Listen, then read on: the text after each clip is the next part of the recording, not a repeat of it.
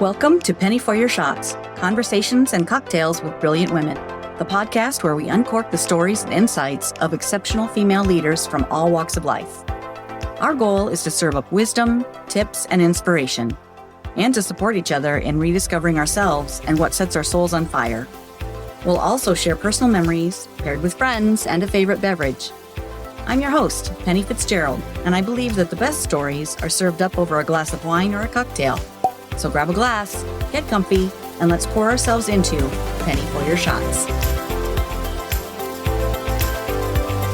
Janica Smith keeps her eyes open for opportunities, and when they present themselves, she says yes. Janica was a wine consultant back in the old days of Traveling Vineyard, and we had the opportunity to connect at one of our past conventions. We've stayed in contact through social media, but haven't had an opportunity to meet in person or really even chat until very recently. By staying open to possibilities, Janica found a career as a publishing consultant, helping over 150 authors publish their works and bringing value to countless others. Janica shares tips on how to pitch yourself, a useful skill in any industry, and we chat about the benefits of showing up, not only for others, but for yourself as well.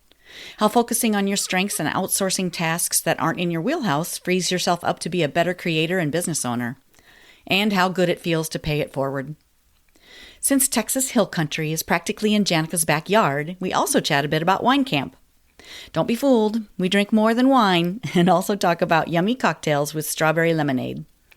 I've included links to the resources mentioned in today's show notes. Here is Janica Smith. Hi. Janica. How are you? I'm good. Good. It's good to see you. Yeah, good to see you too. Oh my gosh. It's been a long, long time since I've seen your face.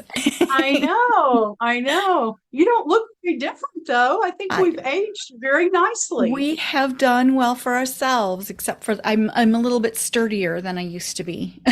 Well, there's that. Yes.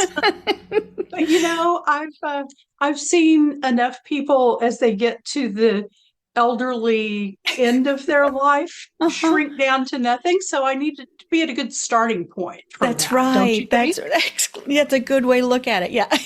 One of my mom's good friends, she said to me, "Oh, it's good that you've gained some weight because, you're going to need that someday." Okay. Okay. Thank you so much. Thanks. Thank you. I feel better. Oh, well, wisdom of our elders.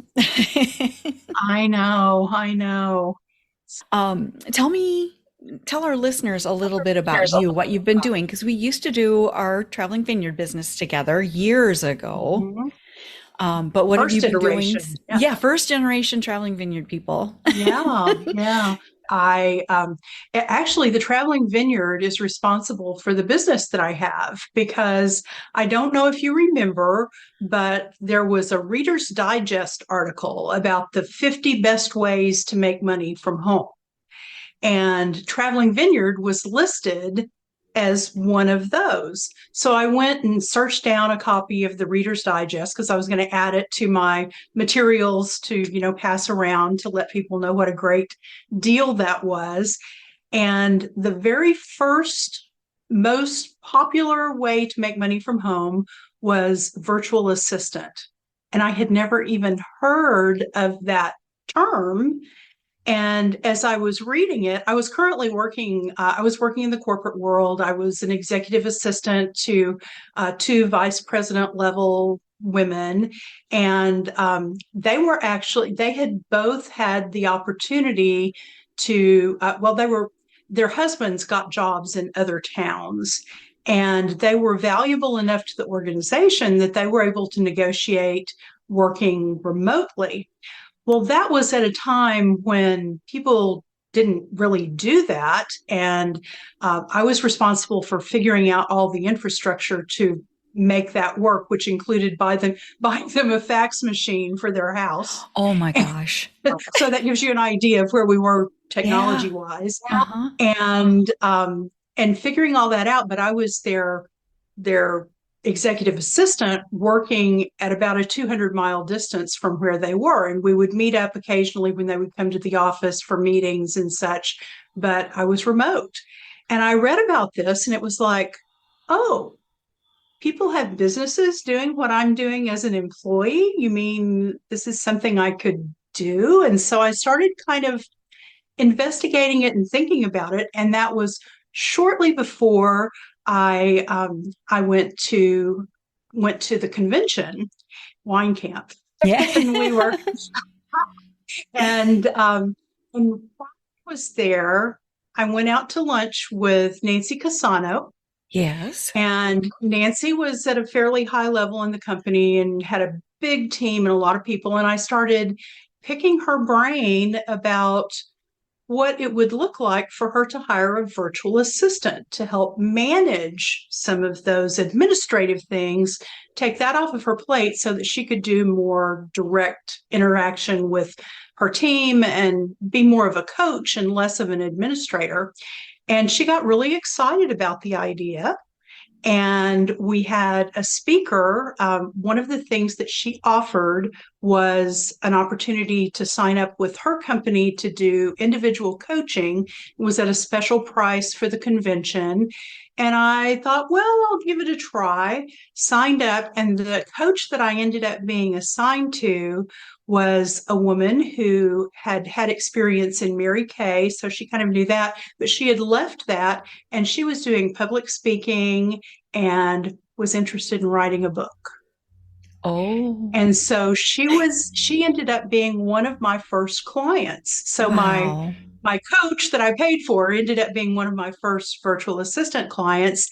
And shortly after that, I turned in my notice and started my business as a virtual assistant. Fantastic. All due to the Traveling Vineyard. And sometimes you just never know how those little bits and pieces, and that's one of the things that I find so interesting as I get older, is that I'm constantly being presented with things that I know exactly how to solve because of something I was involved in 25, 30 years ago. But it gave me just a little piece that helps me to solve that puzzle. And so that's one of the things that I think anyone can take from whatever their work experience has been, their work life, volunteering experience, because it all gives you little bits and pieces of things that form the trivia of knowledge that you have that enables you to address all kinds of things that you probably couldn't have done when you were 30.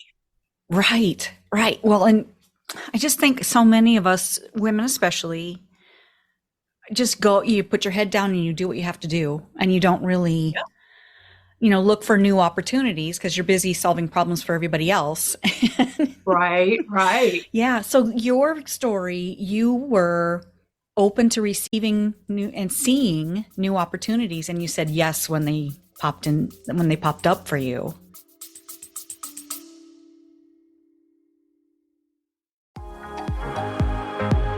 Hello, friend. Let's be real. When's the last time you did something just for you? Enter Wine Camp 2026. We're talking wine tastings, fire pit chats, sunset dinner cruises, and zero cooking required. Just show up, sip something fabulous, and reconnect with the version of you who loves adventure, sisterhood, and a glass of local Riesling in hand. Sweet, dry, or both. No judgment here. We're heading to New York's gorgeous Finger Lakes, July 31st through August 2nd. And yes, it's as dreamy as it sounds. Secure your spot at pennyforyourshots.com/wine camp. Don't wait, room options are limited, and my crystal ball says we're going to sell out. Bring your besties or fly solo like the fabulous free spirit you are. You'll leave with new favorites either way. Wine Camp 2026 is calling. The only question is, are you in? Find out more at pennyforyourshots.com/wine camp.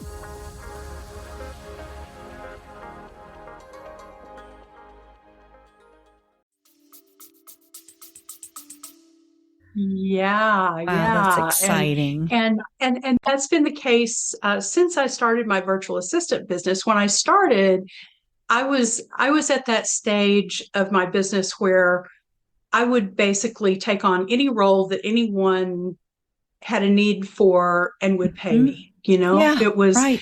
I had cut the cord from my full-time income and just stepped out into this unknown.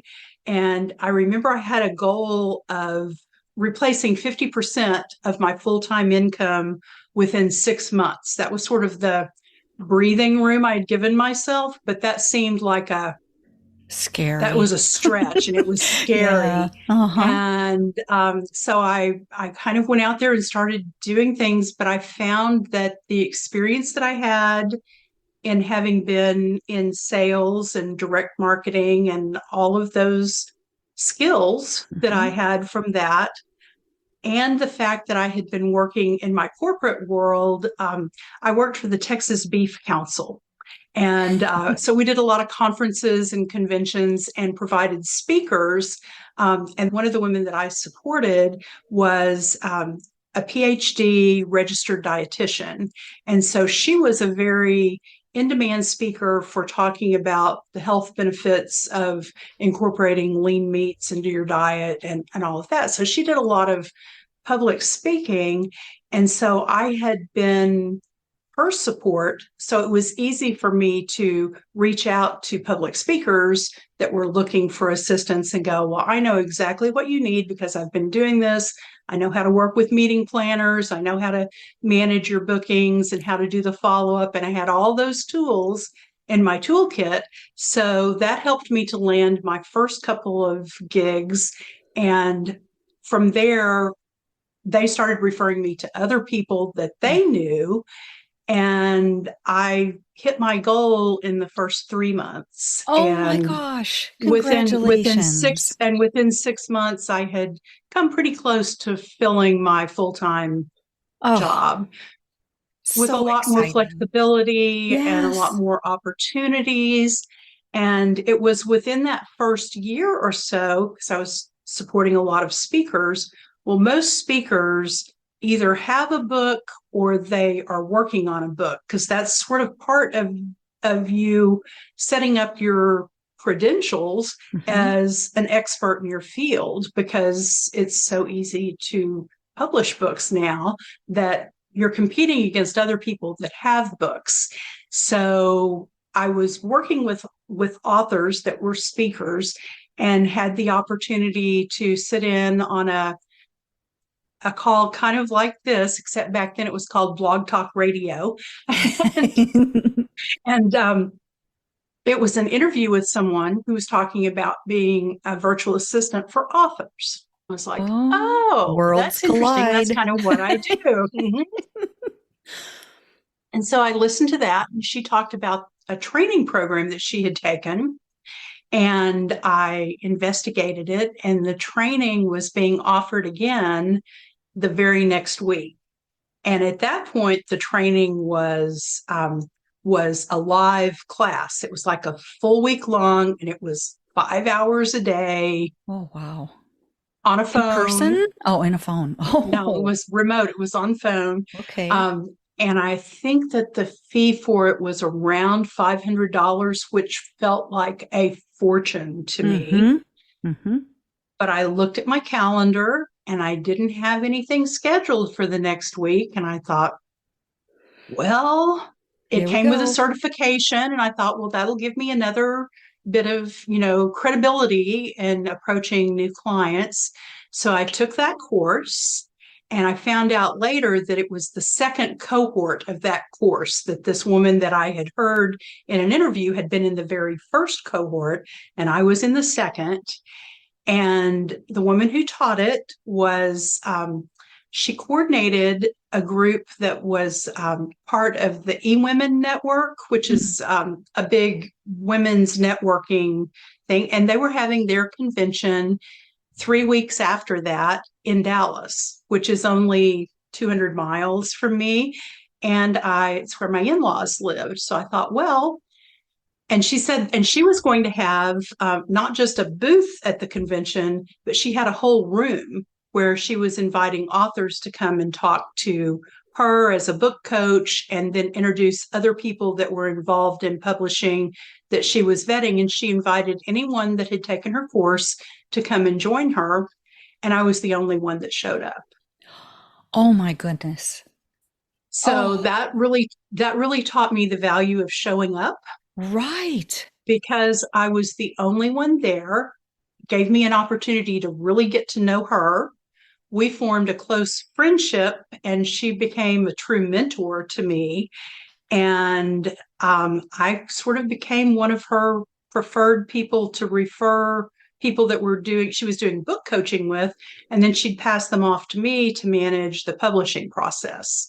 So that's sort of how it all started. And Wow. it really was a series of events that I took a leap of faith, stretched a little bit beyond what was comfortable, both financially and personally, Hmm. and showed up.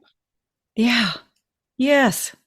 And she must have been so appreciative too, because you being the only one, you showed support of her, for her. Yes, yes. Oh, And we, like I said, we became very good friends. And for a yeah. long time after that, whenever she had someone that was considering taking the course, and it later became a virtual on demand course.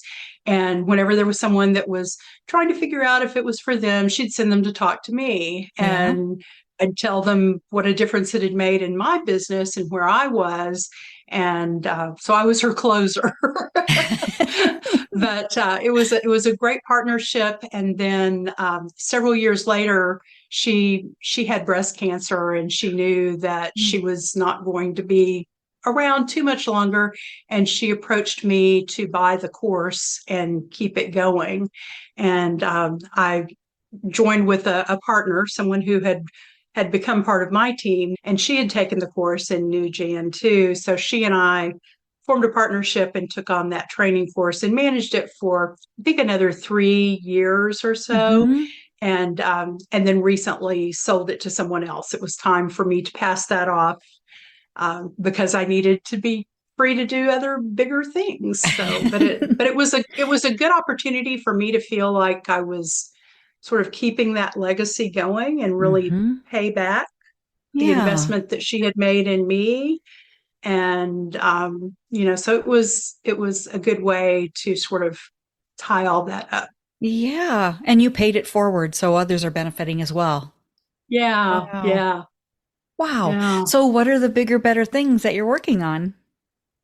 Well, I've got quite a few books in progress. I'm have sort Mm. of elevated from being a virtual assistant to authors to I call myself now, I'm a publishing consultant. Someone told me that what I do is like ghost publishing. Like, you can have a ghost writer that Mhm. takes your ideas and turns it into a polished piece of writing. Well, they can sort of hand it off to me, and I'll do all the hard work of publishing it. But I do it by setting up a publishing imprint and a publishing name and all of the accounts that all belong to the author. I don't have a publishing company myself. I help the authors actually set up their own publishing company so that they truly have total ownership of their book Oh, and wow. control. And it means that they have full control of the intellectual property that goes into their book. Hmm. So a lot of people don't understand that when you publish a book with a traditional publisher, that you basically sign away your intellectual property rights to the book, and it's very difficult to get them back. So if Hmm. you want to do something else with that material, you have to get permission from your publisher to repackage it or to quote yourself from your own book in Oh, another book. wow. So, Mm. and then we saw this a few years ago when audiobooks started coming about, that publishers owned the rights to your book, which meant that even if they weren't going to produce an audiobook, you didn't have the rights to produce an audiobook yourself because they held those licensing rights. So there's a whole legal piece that happens when you publish traditionally, that you give up a lot of your control and a lot of ownership. And you hear all kinds of horror stories, but I actually had someone who had the experience of a publisher buying doing the contract for their book, and they got a small advance. And the author went with that because they thought that they would get more support with helping to market the book and distribution and all of this. Well, the publishing company that bought it because they had another similar book that was already in the pipeline with a more well-known author. It was basically, we've heard the term lately, the catch and kill. It was a catch and kill of her book. They paid her rights to her book with no intention of ever publishing it. Oh, no. And then she was dead in the water. She had no ability to finish her book or... That book was never published. She had to then rewrite it using similar ideas, but had to be very careful not to impinge on on those property rights that she had given up in signing the book deal. So, oh no, I can just imagine. You come up with this idea and you're excited about it and you're writing and you're in flow. You put all the work into developing it into a book. I mean, to me, I've never written a book. I'm in awe of authors that do that. Exactly. So, to go through all of that and then have it cut off at the knees would just be tragic. Exactly. And to have to pivot and to restructure your entire thought process into something using those different enough that you could still do it. And you'd be I'd be pissed off the whole time. I mean, how can you write from that place? Exactly. Oh, man. So that's an extreme version. But I have another client who we published her first book. She's a retired national park ranger, and she was a female ranger in the early 70s, and there weren't very many of them. So she has a very different experience than your average park ranger. But she wrote a book about how her travels as a child with her family, who had all kinds of misadventures in an old broken down tow trailer that they took every year. But it was those experiences that led her to become a park ranger and have this life in the national parks. And we did that first book together. And then she wrote a second book. And in thinking about it, she looked at some different things. And once you're sort of in the publishing realm, you start getting reach outs from all kinds of publishing people that make it sound like they've got the very best possible deal for your next book. And this was a well-known company that does sort of a turnkey package, and told her that they could get her all this distribution and marketing support, which when I looked at it is the exact same distribution and marketing support she gets when we do the system that I use. And she did that, and it's all under that company's publishing name. And there's a glitch, and it's not available to bookstores, and she can't get them to fix it. And she's dead in the water. Fortunately, she spent the money to do that, but fortunately, their contract has a clause that she can take back the rights. So we're now in the process of taking the rights back and republishing it under her already existing publishing company. Would have been so easy to do her second book, but she thought that this would be an easy thing to do. And it was like a turnkey package, but it also meant that she had very little control over things, and it was sort of done the way they do it, and found out that what they said they would do was not exactly what got delivered. And there were lots of nickel and dime. You can do this for just another $300, and for another $400, you can, so it just sort of added on and on. So there's horror stories out there in the publishing world. And that's a big part of where I come from and working with my clients. Like I said, I'm in awe of authors. I think that anybody who's gone to the trouble to put themselves out there and write a book. I remember being a kid growing up and going to the library, and there was a time that we got to have an author that came to the library that summer and did a little talk. I thought that person was a rock star. That was just like, well, they are. Yeah.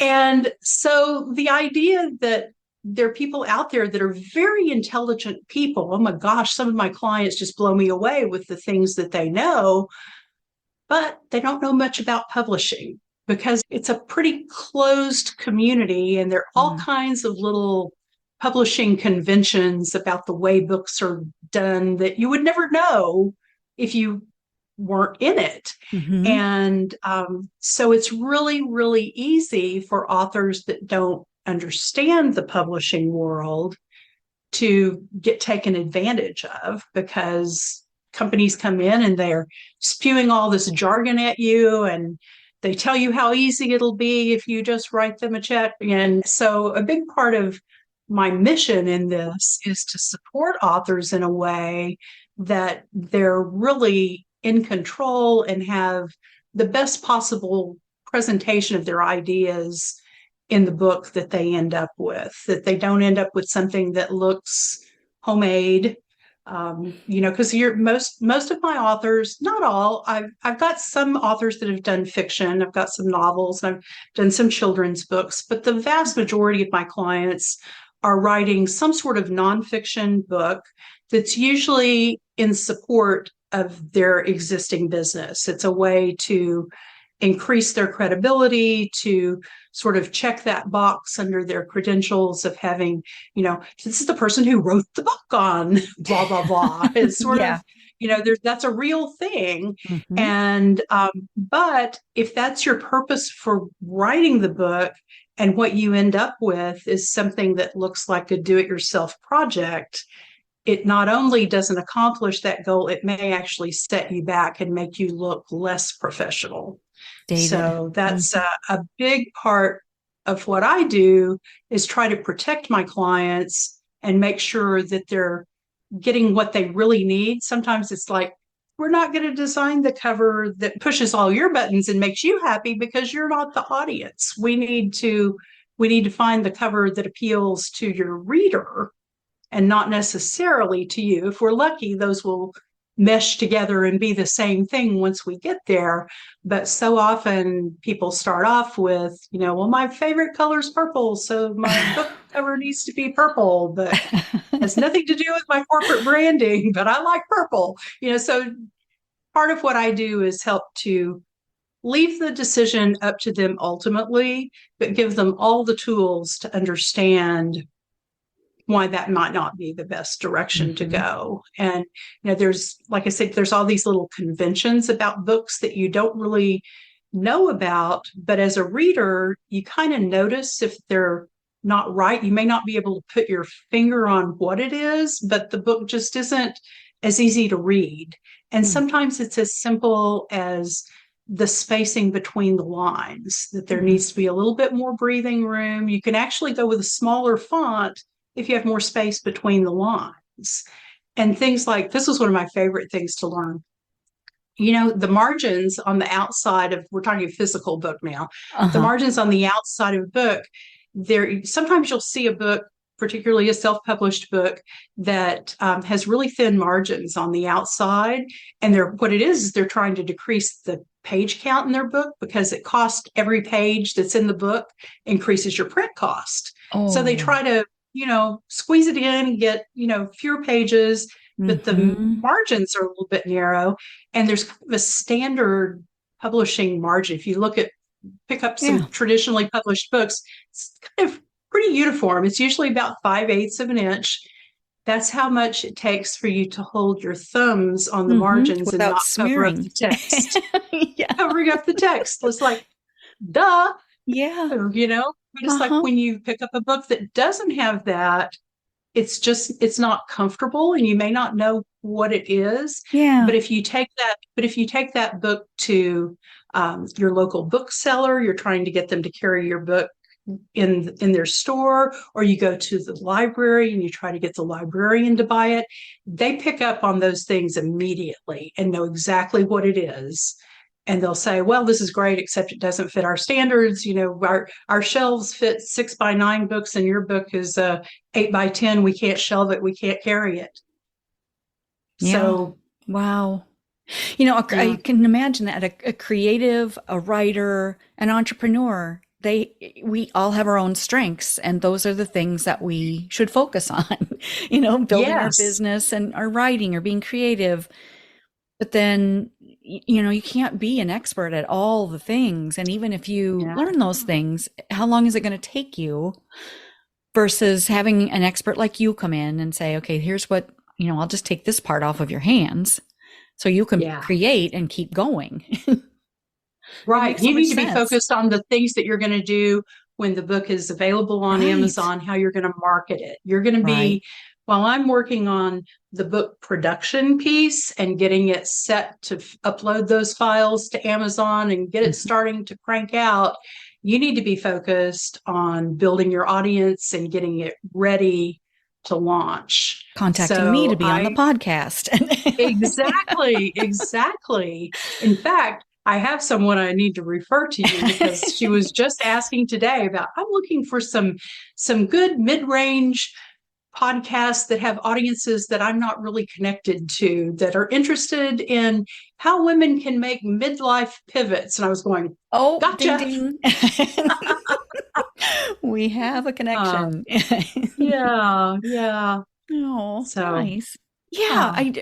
Okay. So backing up a little bit, well, how does publishing work? So like from an entrepreneur standpoint, from someone who I probably will look at writing a book someday, hopefully. So I'm sure you've got a couple in you. I think so. I've been taking lots of notes. But how does what you do support a writer, a creative? What is it? What is the piece that you do, or what are the pieces that you cover so that your writers, your clients can kind of focus on their fortes? Well, I sometimes am involved when an author is beginning to write their book. Sometimes we can talk a little bit about positioning their book and doing a little bit of advice about how to structure their book, things that they may want to do to help research sort of their competition out there. It's one of those things that I always like to involve the author in doing that, because I could go off and do it. I could come back with all the information about 10 books that are in your area that you're competing with. But if you don't do that as an author, you miss the opportunities, because what you really need to do is build relationships with those authors. Exactly. Because it is very much, it's very much a case of there's not too many books out there on your topic. In fact, if you go out there and you research and there are no books about your topic, that's a huge red flag. It means there's no demand for what you're thinking about writing. If there's nothing like it, because there's a million books on Amazon. And if there's nothing in your topic, could be a flag, unless you are already bringing a completely well-developed audience that's waiting for your book. That's not a good thing. So you're always going to be competing with other books. And as a first-time author, you're going to be competing with some people that have established audiences. But if you can start to find those people, start to follow them on their blogs, comment on their stuff, be part of their community, then when you get to the point that you're looking for people to read your book and give you an endorsement blurb, you've already established some relationship with that person. So you're not just contacting them from a completely cold place. You can contact them and share with them the things that you've learned from following them and how that's impacted you. And that because they are someone who's impacted your thinking in this topic, you'd very much like for them to consider reading your book and giving you a blurb to use, which is actually an easier thing than most people think, because it's a beneficial thing for authors to write blurbs for other people's books, because again, it's that cross-pollination of audiences that you're looking for. I frequently have looked up people that have written blurbs for books that I enjoyed, because I feel like, if this is someone who was connected to this book, maybe I'll like what they're doing. So, Exactly. but all of that can start at the beginning phase of figuring out what your competitive analysis is. Mm-hmm. So I can sort of work with an author and give them the tools and point them in the right direction to do that and help answer questions. But I don't typically do all that research for them. Yeah. I sort of coach them through it a bit. That's good. But most of my clients come to me at the stage that they've finished their manuscript, and oftentimes they've been working with a book coach, or they've finished their manuscript, and the first thing that they do is go get someone to design a cover. Which is sort of like, that's the vanity piece, right? So I've got a cover, start putting it in your signature line on your emails and all of that, which is very important. But they think that's creating a book out of this Word document they have. It's like, oh, there's so many more steps. So a lot of times, those book designers are people that I get a lot of referrals from book designers, because I refer a lot of people to book designers that haven't already done that. So I've got some close relationships there. So I get a lot of referrals from people that have either sought out a book designer, or maybe they've found an editor, and that person says, well, I can do this piece, but there's, these other 25 steps you need to take care of, and you need to call Janica. So a lot of times I'm doing that. So I frequently come in at the point that the manuscript is complete and we're ready to move into editing. And I help to coordinate the editing process, help you find the right editor, because you want someone who has edited books in your genre. You don't want someone who's a science fiction editor to be doing your how-to book. So you need someone who's in your area. And I've got a number of editors that I've worked with. So I sort of help pick the right editor for the genre, the level of editing you need, and your budget, and help to coordinate all of that. And then we also work with book designers who do your cover and do all the interior. People don't give a lot of thought sometimes to the interior, but it's a huge part. And the process that I like to use is to design your front cover to start with, because that sort of sets your aesthetic of what you're doing. And then a good book designer will take elements from your cover and carry it to the inside of the book. Maybe they'll use some of the same fonts that they used in the titling and the typography on your cover, and that may move in and be what your chapter heads look like. Or, I have one designer that really likes to take a graphic element from the cover and carry it through to the chapter page, so that it all kind of looks like it's related instead of these two disparate pieces that you're pushing together. Mm-hmm. So we go through that. And so I work with the people that do the pieces that it takes to create the files to then publish. And then I use, for almost all of my clients, there are a few exceptions, but as a general rule, I'm a big advocate of using print on demand. It means that you don't have to invest in these big print runs that you have to print 2,000 books and then find a place to store them. And as one author said, they sit in your garage, and every time you walk past, they mock you. Yeah, it was like, I can feel it. We don't want to do that. We don't want to do that. So, but the big thing that the print on demand companies, I use two, and I use them simultaneously. I use KDP, which is a print on demand that's owned by Amazon. And the nice thing about that is it gives you direct distribution into Amazon worldwide. So when you upload your book, it will then be available to ship the next day from anywhere in the world through Amazon. And then the other company that I use is Ingram Spark, and they're part of the Ingram Content Group, who also has the biggest distribution to the retail booksellers in the US. And they also have international distribution as well. But the big thing is that they're the big kahuna for wholesaling books to retailers in the US. And so when you do those two together, you solve distribution. And that was the biggest innovation that made self-publishing truly accessible.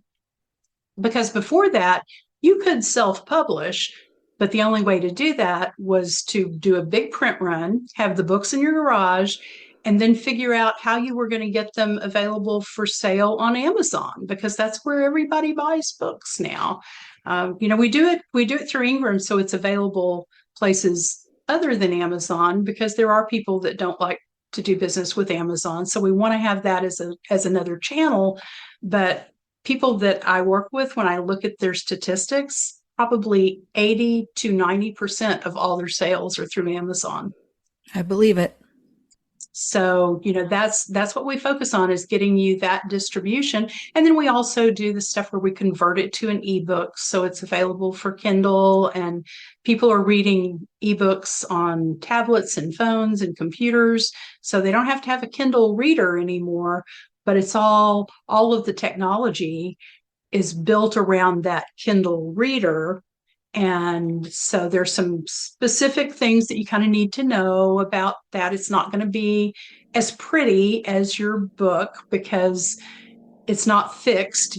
There are lots of things. The things that makes it really appealing to the ebook reader is that they can change the font. They can make it bigger. So I can read without having to wear my reading glasses at night. So, those are good things, but it makes it so that it's different. So that's part of what I can help to do, is help you understand what things are not mistakes that are just the nature of the beast, and what things might actually be mistakes that we can correct and fix. Mm-hmm. So I do all of that and get you all the way to the point where you are listed on Amazon and all the other online retailers, and you're ready to launch. Wow. I sometimes will be involved in at least planning some of the marketing. I've done it, so I can do some brainstorming, but there are lots of people out there that can assist with marketing. A lot of people already have a marketing plan within their business, and the book is another layer to that.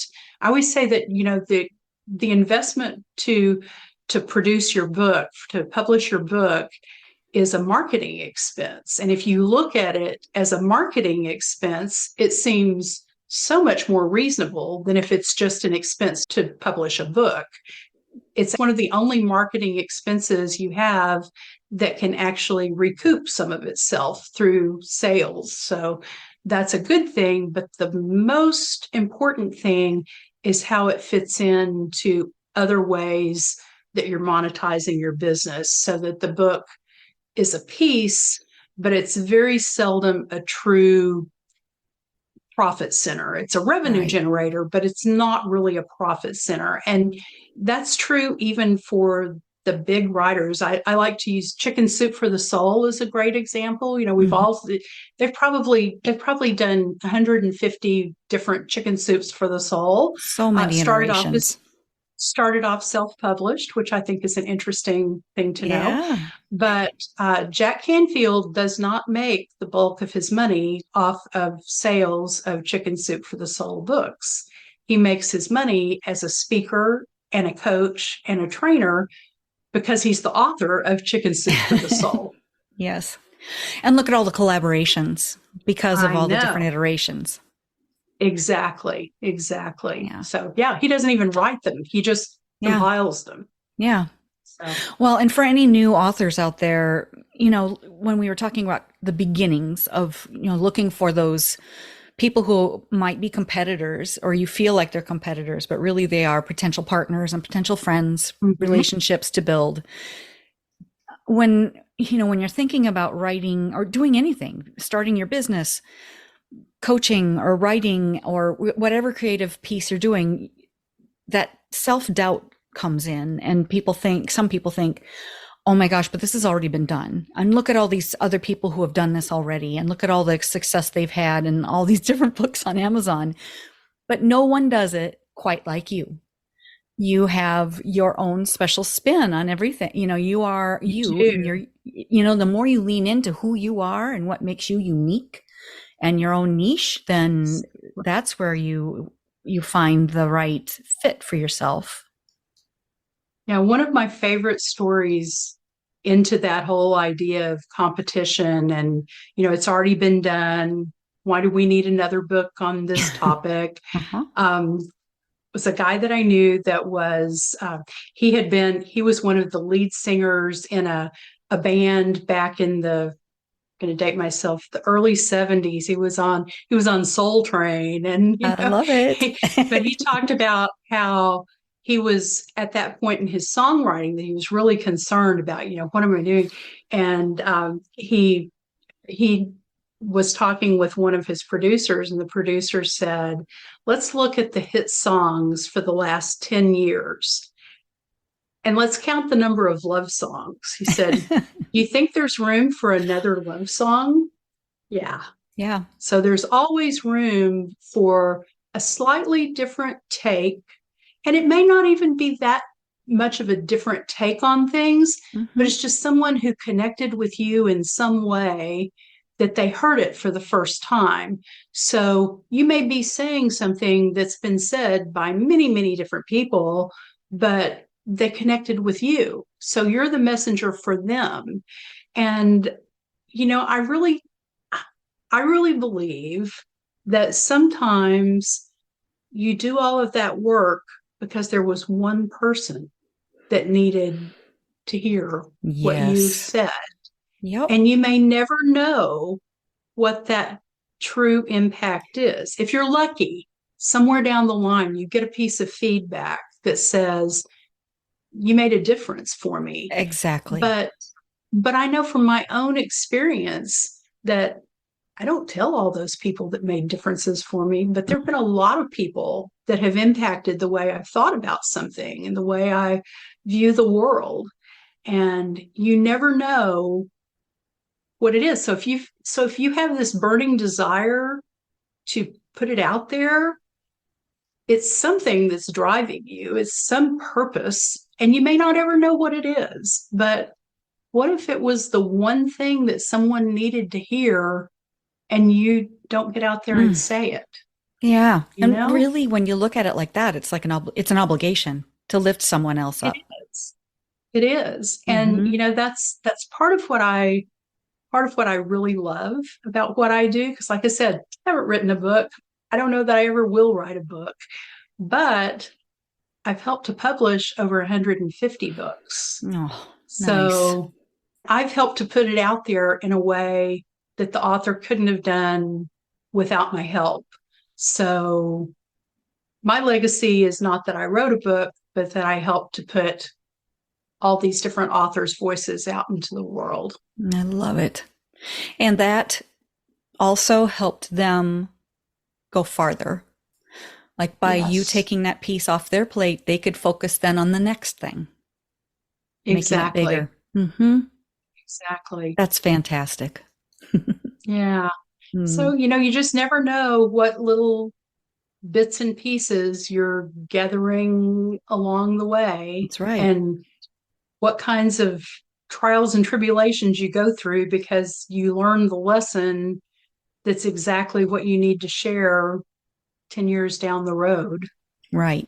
Right. The timing's not our business, but you'll get the message No, out. no. You just keep putting one foot in front of the other That's and right. trust that it all comes together in ways that you may not know, but if you're lucky, you do. Yeah. And keep your eyes open like you did in the beginning. Keep your eyes open for the opportunity and then say yes when you see it. Yeah. Okay. Can I switch gears on you a little bit? Yes. Yes. So back in the day, we shared some wine. A little bit. A little bit. What's your favorite or what's your favorite cocktail? What do you go to? Well, I used to say that I was a red wine drinker. I Uh-huh. have always loved the big reds, the Cabernets and the Zinfandels. And in fact, I just got back from a trip. My husband and I went with my adult daughter, whose kids are now old enough to stay at home by themselves, and her husband. And we went to Sonoma County and spent 5 days in Oh, Sonoma County. Got to visit Guy Davis Family Vineyard, oh, nice. which was so much fun. And drank some great wines. Mhm. And I really enjoy white wines now, especially living in Texas. We are definitely Ah. into white wine season. It's nice to have something that I can have a nice chill on. And I enjoy wine with food, Mhm. but I also enjoy those porch sippers that you can just sip on their own and enjoy it by itself. Porch pounder is okay too. Yes, absolutely, absolutely. Yes. And I enjoy a good gin and tonic. In fact, I have a bunco group that I have played bunco with for, I think the last time we counted it up, it's been a little over 35 years Oh that my we've been goodness. playing bunco, Oh, how basically the same fun. group in the neighborhood. We started when our kids were little because it was a way to get out of the house once a Yeah. month.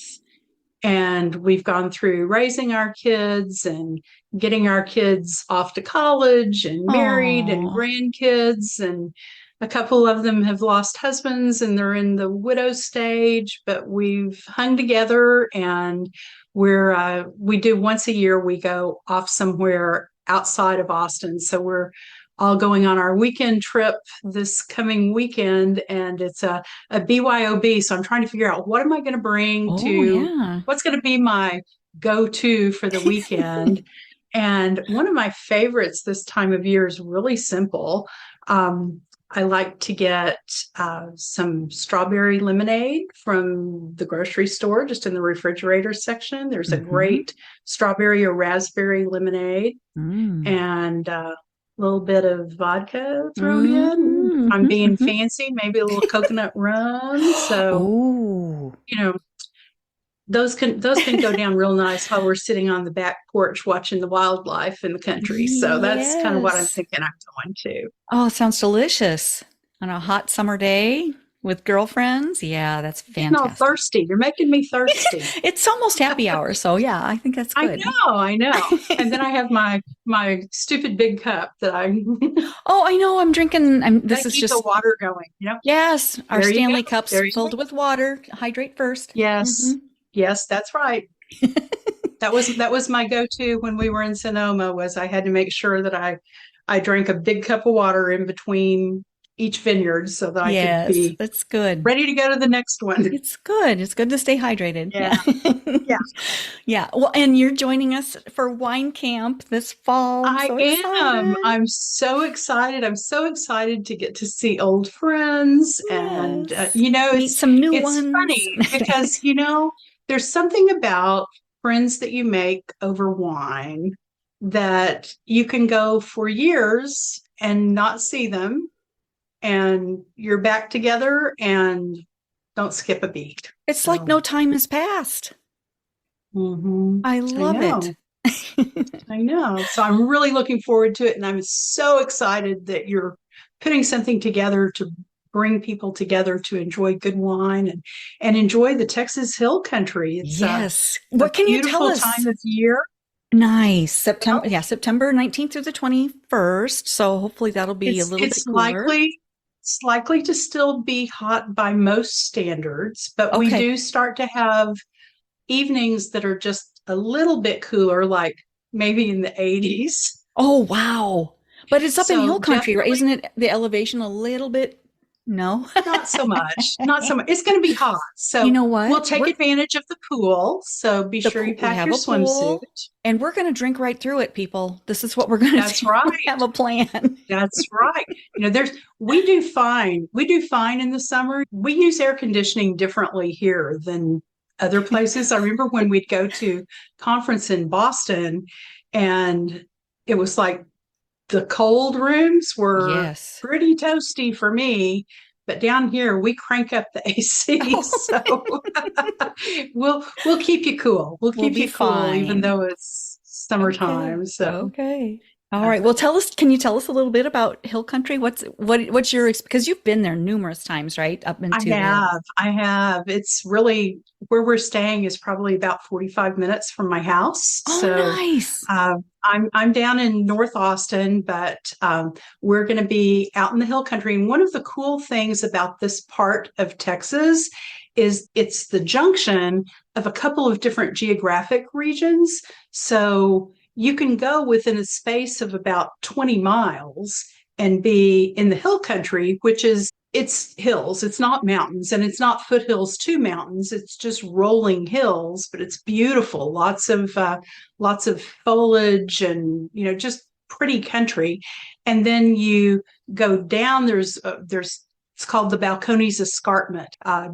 Geologically, it's like where two plates came together, and there's like the Okay. hill country that's elevated, and then you come down, and it's flat, and it goes up to the plains and stretches all the way up to Minnesota. So it's that flat Ah, plains. And you go a little bit further south and you're into a completely different region. You go a little bit to the east and you're into the piney woods. So very different geography right around here. But Austin has some beautiful lakes and rivers. So lots of water, which it helps mm, to make the heat a lot more tolerable. nice. So yeah, it's a beautiful part of the country, and where we are is going to be close to the Blanco River, which, with any luck, will have some water in it and flowing around then. And yeah, it'll be good. And the Texas Hill Country wines have really come a long way. We are at almost the same latitude as Tuscany. So Sangiovese grows really Hmm. well here, and all of those hot weather grapes. A lot of the vineyards here, some of their wines from this area, but they also pull a lot from the plains up around Lubbock. There's a huge Oh, grape growing area in Lubbock. And so a lot of the juice comes from there that they blend with some of the other things. But what happened is that 20 years ago is when Texas wines started coming around, hmm. and there was a lot of ranch land, so a lot of land, and people started with locals starting to try to grow a few grapes. And before we knew it, there were people that are involved in the wine country in California were buying vineyards here. So we've got a lot of the winemakers here have not started here. We've kind of expanded. In fact, one of my favorite vineyards is from a guy whose last name is Calais. He grew up in the Calais region of France, and his winery is he's got Calais, which is sort of his top level wine, and he only makes a small amount of that. But then he's got a more commercial vineyard that's called the French Connection, Oh, and fine. he's doing very much Bordeaux style French wines here in Texas. Mm. So lots of influence coming from all over the world and really developing the Texas wine country. It's almost like we're where California was 25, 30 years ago. Hmm. So kind of doing some different things, but starting to be influenced by those strong winemaking traditions from all over the world, with people coming in that are bringing it to Texas. Absolutely So fabulous. I can't wait to experience it with a boatload of fun women. Well, several I know. vans full of fun women. Boatloads with wheels on them. Yes, exactly. Exactly. Janica, this Yeah, has it's been going to so be great. fun. Wait to see you in person in September Yeah, and give you a big hug. for sure. For sure. And I'm grateful for your time today and for sharing all your wisdom. I know it's going to help a lot of Oh, my you bet. listeners. And I know there are several that are, probably thinking about what do I do next? And Yeah, publishing yeah, a book might be it. So, yeah, you're a could good be. person So, to work with. and like I said, some people do it in support of their business. I'm just started with a new client that he's 83 years old, Oh, how and sweet. he's retired. He's a retired divorce attorney, Oh my goodness. and he's written his memoir.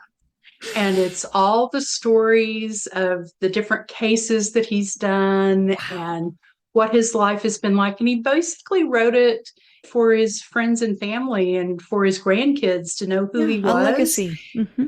And he was like, I thought I could take it to Kinko's and just print out a bunch of copies and punch it and put it in a notebook. But then it would be, Grandpa left us this notebook. He said, I want Grandpa to leave him a book.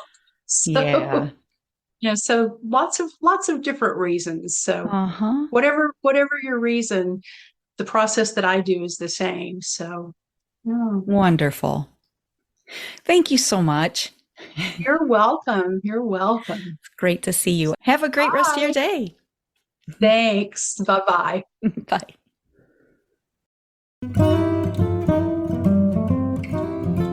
Wine Camp. It's a thing, y'all. Don't miss your chance to join us in Texas Hill Country this fall. Prices go up on July 1st, so grab your bestie and secure your spots today. You can find more information and register at pennyforyourshots.com/wine-camp. We'll be tasting wine at multiple vineyards, making craft cocktails together, checking out a brewery, and doing some shopping in Fredericksburg. And we're finishing up our time together with a hoedown in an Old West town with Pistol Pack and Paula. There'll be a few other surprises, and you won't want to miss a minute. The events happen September 19th through the 21st.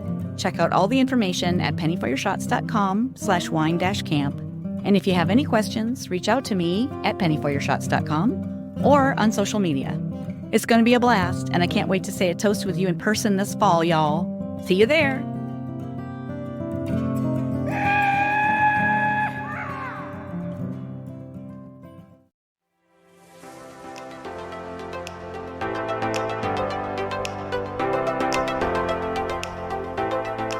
That's a wrap on another spirited episode of Penny for Your Shots, conversations and cocktails with brilliant women. I hope you've enjoyed the intoxicating blend of wisdom, wit, and wonder that these incredible women bring to the table. Check out the show notes for links to resources referenced in today's episode. And remember to subscribe and raise a glass with me every Thirsty Thursday as we continue to serve up inspiration, celebrate resilience, and reignite the passions that set our souls on fire. If you've loved what you've heard, please share the podcast far and wide, and leave a sparkling 5-star review to let me know your thoughts. It would also help tremendously if you would visit pennyforyourshots.com and subscribe to learn when new episodes are available and pick up my free recipe. In the meantime, remember that your story deserves to be served and savored. Cheers to your brilliance and of women everywhere. Until next time, keep sipping and experiencing life's extraordinary moments. This is Penny for Your Shots, signing off with a clink and a toast to us. Cheers.